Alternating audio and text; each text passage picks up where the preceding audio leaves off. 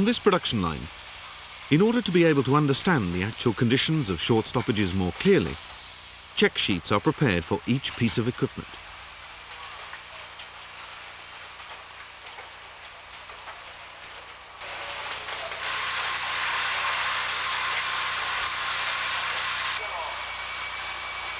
They are located along with the production control sheets in an accessible place so that operators can fill in the sheet whenever a short stoppage occurs.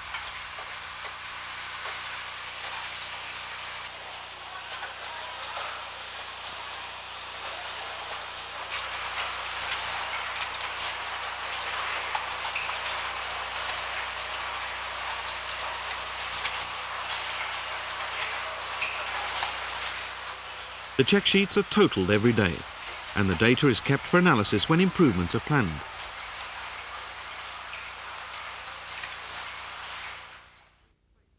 As you can see, there is space on the production control sheet to make Pareto graphs. The data concerning the causes of short stoppages is shown on the Pareto graph in a way that can be easily understood.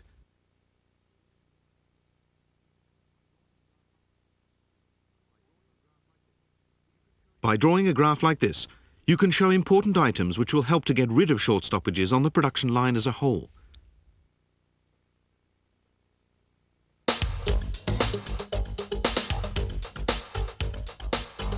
The next step is to analyze the data theoretically. But what is theoretical analysis? Let's look at an example. This machine places process parts onto items on the production line. However, here the parts provided by the parts feeder have got jammed on the chute. This used to be the most common cause of short stoppages. When this kind of stoppage occurs, operators tend to assume that there is something wrong with the angle of the blades on the part being processed. It's a fair assumption, as the blades do get tangled.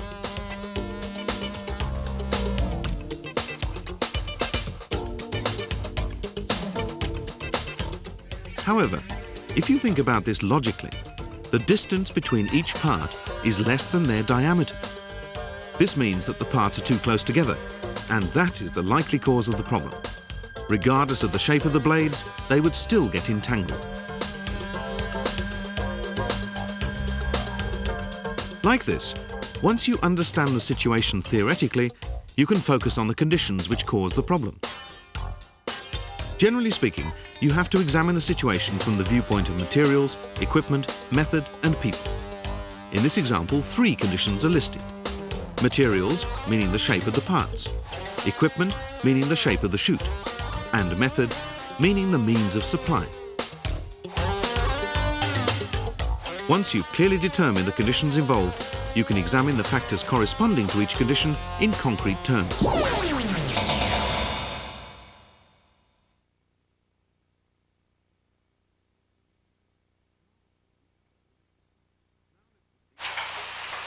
Now let's look at each factor in this example. First, materials, namely the shape of the part. Note the blades are curved. Second, equipment. There is an uneven connection between segments of the chute, creating a potential barrier. And third, method, the means of supply. There is pressure from other parts building up behind, and proper spacing is not maintained. Now we have isolated 3 factors, we can track down the real criminal in the case by comparing the situation with standard conditions where short stoppages do not occur.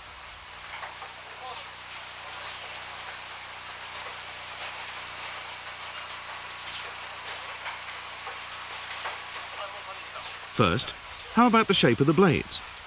Yes, certainly the fact they are curved means there is a strong chance of getting tangled if they overlap each other. Second, how about the unevenness of the chute? No, it has no effect on whether or not the parts get tangled together. Third, how about the supply method? Yes, this is obviously the real problem. If the parts are pushed into each other, there is every chance they will get tangled. This is clearly the principal suspect.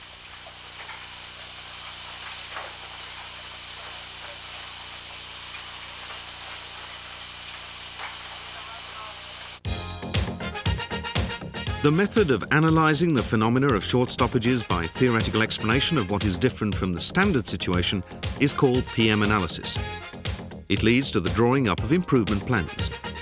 It's done by carefully considering the four factors of machine, man, materials and mechanism. If we think of the way things should be and rethink the factors based on the basic concept, we can then produce countermeasures to all minor defects. In the example we've just seen, the operation was automatic, so they didn't have to focus on the man element, but concentrated on the other three M's: materials, machine and mechanism, in that order.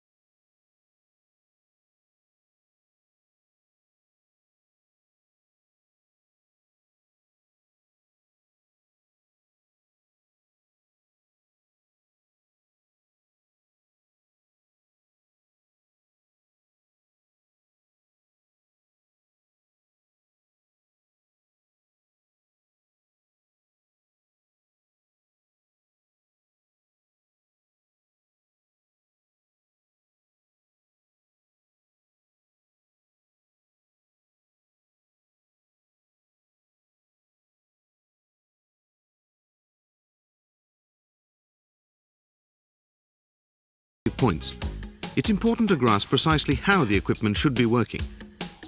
Remember that it's all too easy to be influenced by the ways of thinking and the methods which were used before you started working on improvements.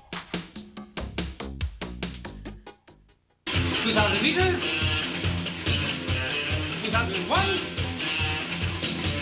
2002, well, time for a break.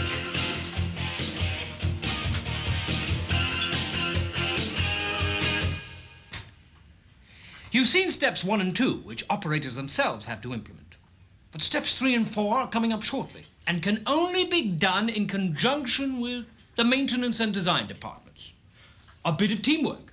So, stay tuned to this video and get tuned up. 3, 2004, 2005.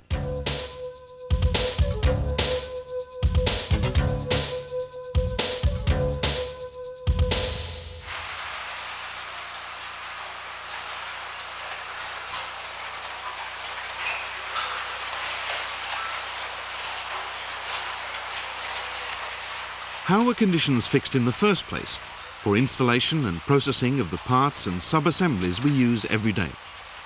If you look at this in concrete terms, there are 4 basic conditions: position, method, angle and vibration.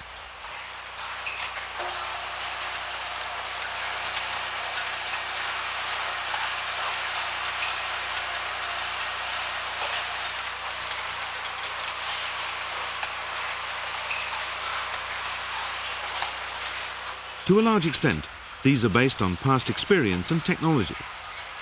You often find they're not really in the best condition, and there may be a host of minor defects.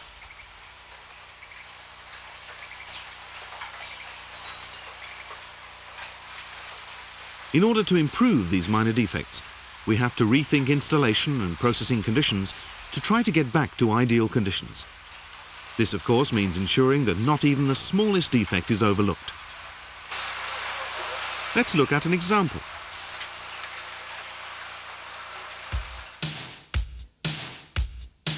Here's a plan of a chute seen from above at a connection point. If vibration causes the connection to shift, the two sections no longer connect exactly. This is a clear recipe for trouble. Parts get jammed and you have a short stoppage to deal with. When the chute was designed originally, the plan seemed fine. However, once you start using the equipment, factors such as vibration can change the conditions sufficiently to cause a problem. In this case, the chute was redesigned to prevent lateral motion, which also seemed fine at the time. However, vertical vibration caused another bad connection and more short stoppages.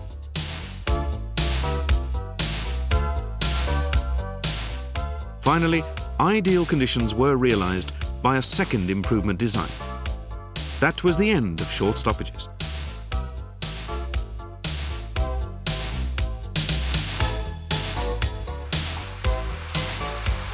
Many people think there is no way to overcome the problem of short stoppages. But this example shows the value of examining the situation thoroughly and continuing to investigate ways to improve conditions until an ideal situation is achieved.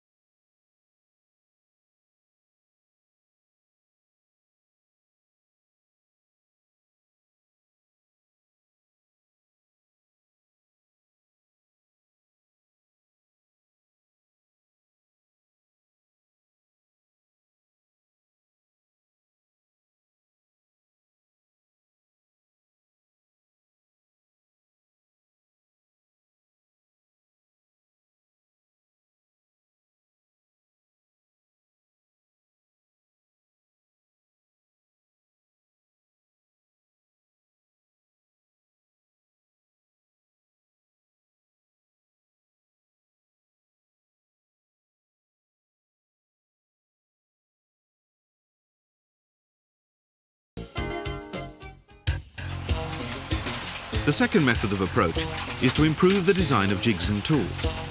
Of course, you must understand the design weak points clearly before you can improve anything. First, you check each item to see if the alignment and positioning of the equipment or the shape of the jigs needs to be changed, and whether the jigs, tools, and components of the machines are really useful or not in terms of materials used and functions. Then you can make a counterplan. This is not always an easy process and can't be done without a lot of repetition and trial and error, but it's important to keep at it. Here again are the two procedures for implementing improvement ideas. Improving weak design points via the detection system,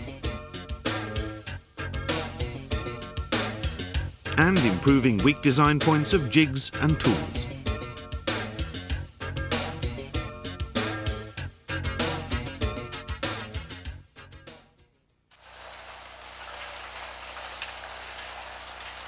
We've so far looked at 4 steps about counterplans to help us reach zero stoppages.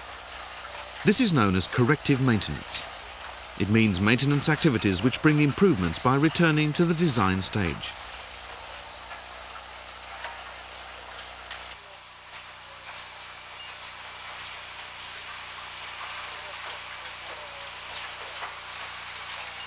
Based on the 4 steps of corrective maintenance, the short stoppage we looked at earlier with the parts feeder was successfully solved by installing a nozzle to blow air into the middle of the chute.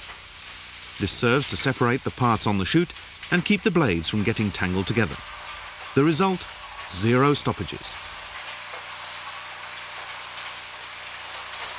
Finally, let's take a quick look at 2 successful examples of corrective maintenance.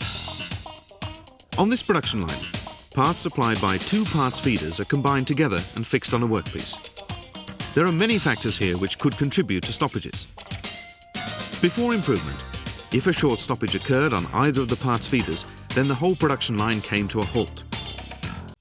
Then sensors were installed.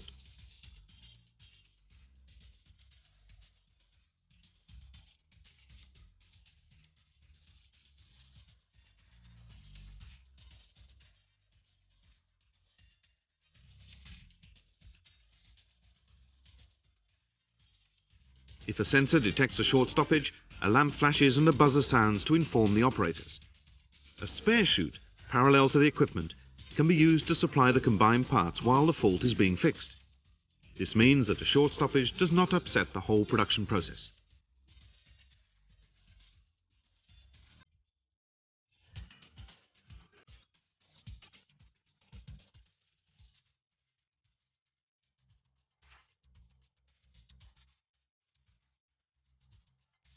This equipment automatically does collet chucking to the functional part of the workpiece and screws it onto the product itself. However, the processed parts have a curved surface, so they are rather unstable.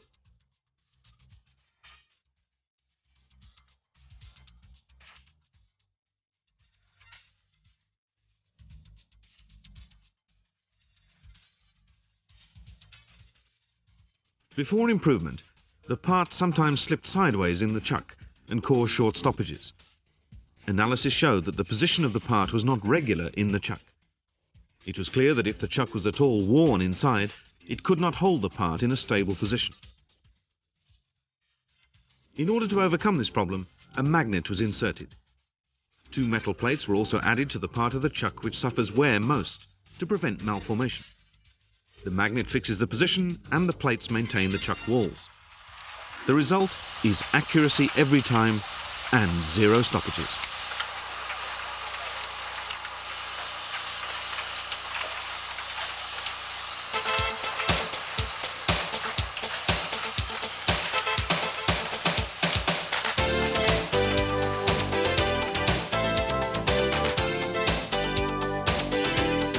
Improvements which at first glance look quite simple are really the result of very careful checking of what is actually going on in the production process and determining deviations from the ideal. Short stoppages happen irregularly and unpredictably. Grasping the real situation behind the stoppage needs a lot of effort. The only way to achieve meaningful results is to work carefully through the steps and fully grasp the connection between actual conditions and the ideal conditions you want. Then you can really go about implementing improvements.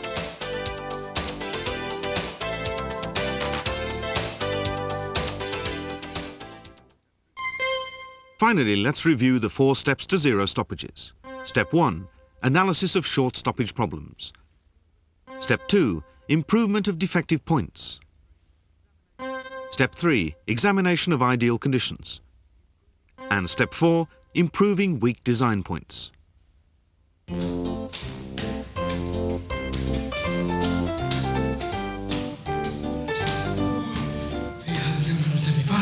3,776.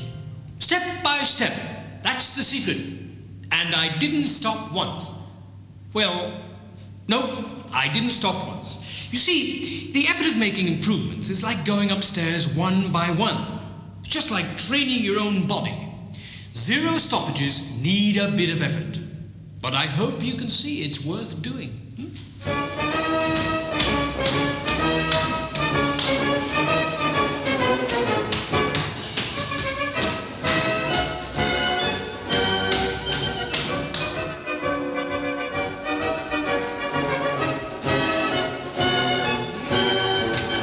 999, 4,000.